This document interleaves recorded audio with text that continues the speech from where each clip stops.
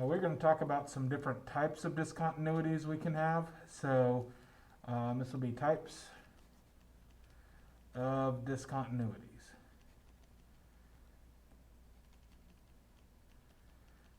So we proved a minute ago a couple of functions were continuous. First type we have is a removable discontinuity.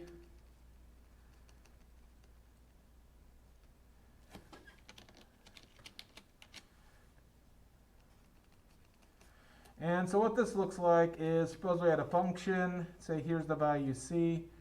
So our graph exists, we have an open circle at c, and the function value is up here. So the limit exists, the limit would be down here where the open circle is, but the function value is somewhere else. So for this type here, the limit exists, the function value exists, but the problem is they are not equal.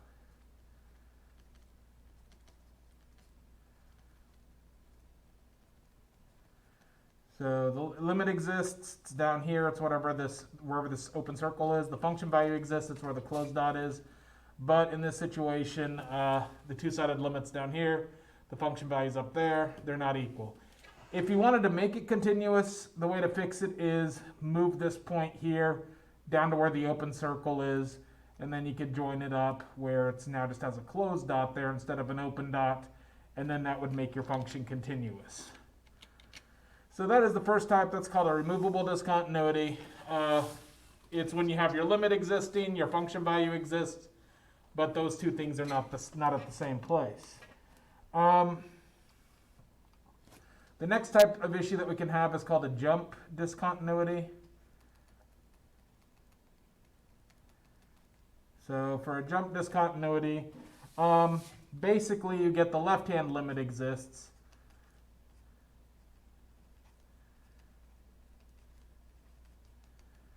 The right-hand limit exists.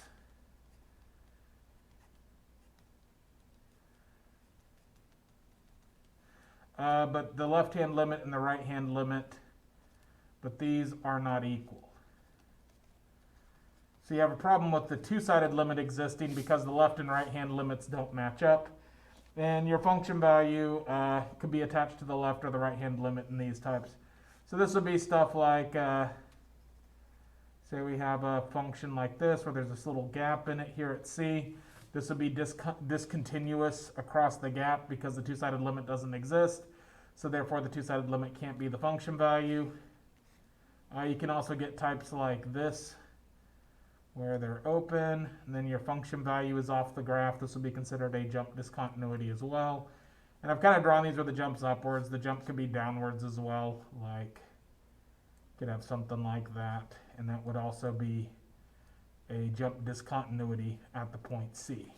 So basically when the left and right hand limit don't match up and you get kind of these step function looking things or these jumps in your graph, they call those jump discontinuities. And the last type is infinite discontinuities.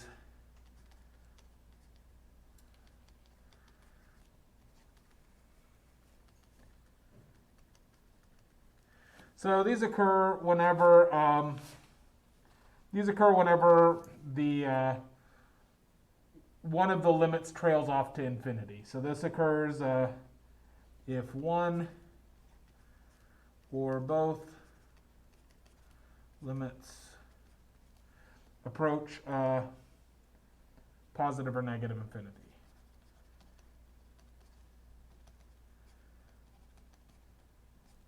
So either positive infinity or negative infinity. So we had a function that has a vertical asymptote out here. This would have an infinite discontinuity across that vertical asymptote. So it would not be continuous at C. It would have an infinite discontinuity. Any of those types of functions we dealt with where one side goes down, the other side comes back from the top. These would have an infinite discontinuity at C because one or both are trailing off to C. Even if you have kind of a type where maybe initial part of the function seems reasonable, but then you have kind of this discontinuity, and the rest of the graph pulls upwards or drops downwards from an asymptote. This will also create an infinite discontinuity. So basically, if you're looking through your limits, and when you go to check what's the limit of the function at the point C, if either of those give you back an infinity, you end up with an infinite discontinuity. And there are other types. So like, for example, that one function we dealt with was a little while ago where we had the sine thing and it kept going back and forth and it bounced back and forth very fast, and then it kind of slowed down. That graph that we had kind of like that, and we said that the two-sided limit in here where it's bouncing back and forth between -1 and +1, that didn't exist. That has a discontinuity there at 0 where it doesn't exist because the two-sided limit doesn't exist. So this is discontinuous.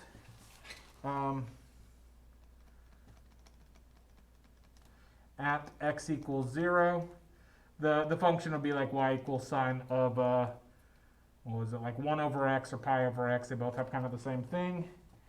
So this is discontinuous there, but it's not a removable jump or an infinite type. It is discontinuous though because the two-sided limit doesn't exist. So you can't, if the limit doesn't exist, you can't say the limit equals the function value because the limit doesn't exist. So there are different types, some other different ways that you can generate discontinuities that don't have special names.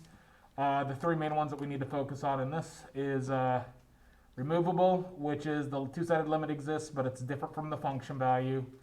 The jump discontinuity, where the left and the right limits, they exist, but they don't match up. And then the infinite discontinuities, which is basically where one side, you're trying to figure out what's your two-sided limit at C, and one of the sides happens to taper off to positive infinity or negative infinity. That causes an infinite discontinuity.